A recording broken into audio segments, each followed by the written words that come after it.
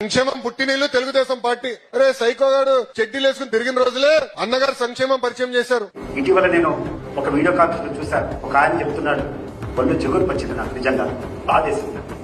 సైకోగాడు అని చెప్పి మా లీడర్ని ఒకరు ప్రశ్నించాడు.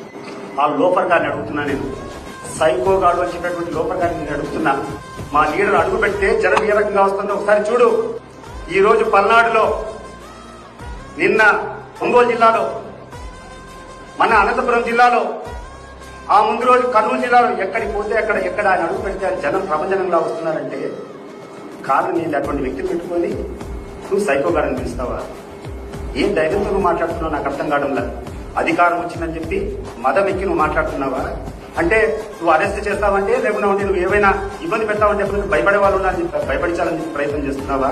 Even if it cost our life, even if it cost our life, you are ready to fight against your arrogance.